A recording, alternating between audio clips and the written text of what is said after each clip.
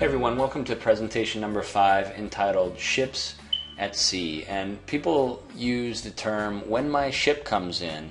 And for many people, network marketing is the only way that their ship will ever come in. Fortunately or unfortunately, I think it's fortunate that network marketing exists because most people will never get an inheritance.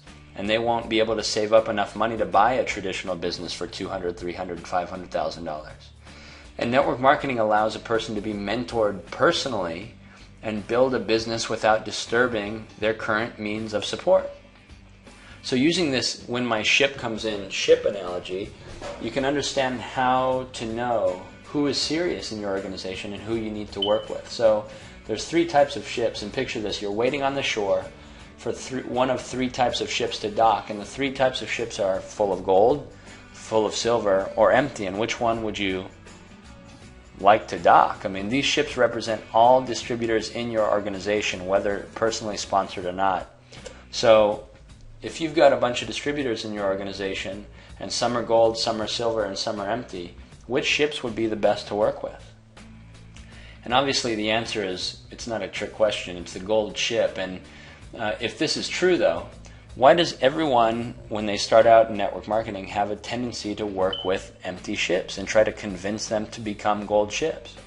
An example of this would be when you have a gold ship come into your organization, you think he or she will go out and set the world on fire. You know, he knows what he's doing, he's very personable, he knows a lot of people, she's great at this, she's great at that.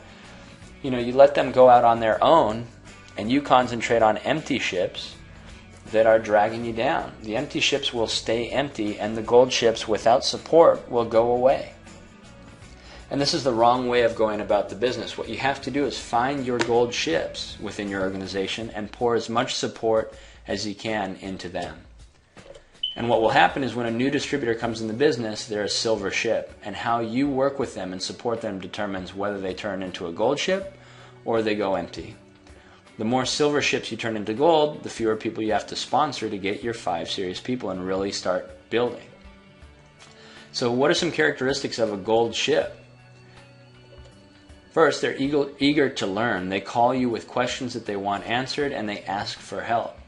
They might have someone that they want you to help to train or someone that they want you to help to sponsor potentially, and they're excited about the business. They understand enough about the business to know it's going to work for them, and it excites them.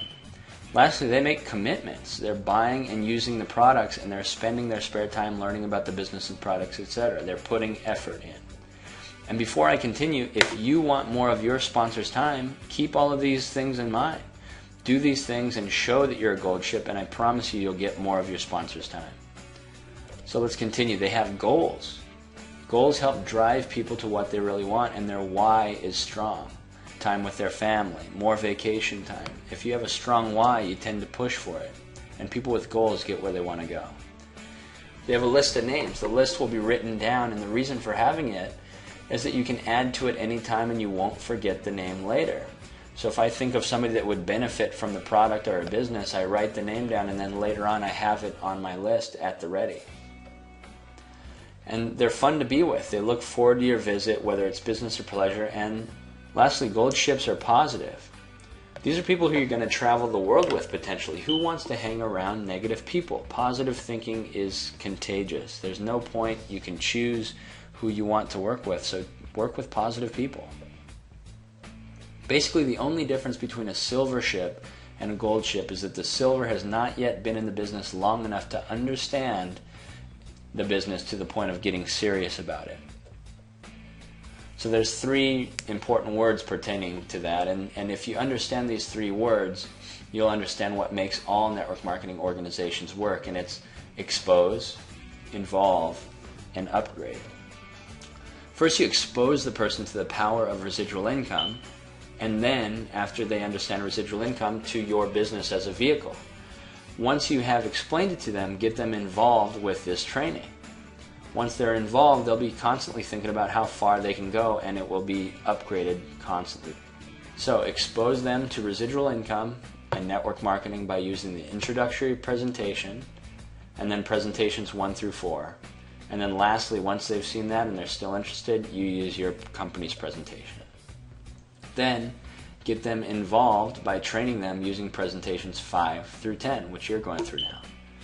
And then upgrading will come naturally once they understand and begin utilizing these 10 presentations and set their sights at the top. So here's a couple other important tips. When you call or visit your distributors, they should know that you're calling because you want to help, not to push them. Empty ships will always feel bugged, even if you're calling just to help. Gold ships just figure you're trying to help, and you'll pick that up in the tone of the conversation. Empty ships typically sink, and when they do, make sure you're not on board with them.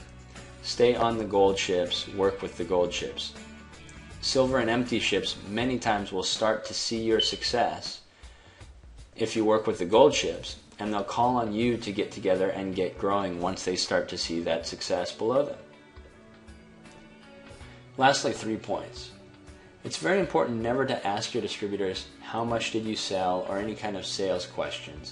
Don't invalidate the statement that we're not salespeople by asking sales numbers. That makes it seem like you don't care about them. And like Zig Ziglar said, you can have anything in the world that you want simply by helping enough people get what they want. So help them get what they want.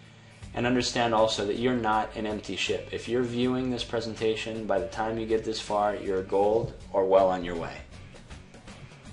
Presentation number 6 has to do with prospecting and is called the third party invitation. So thanks for watching, and I'll see you on presentation number 7.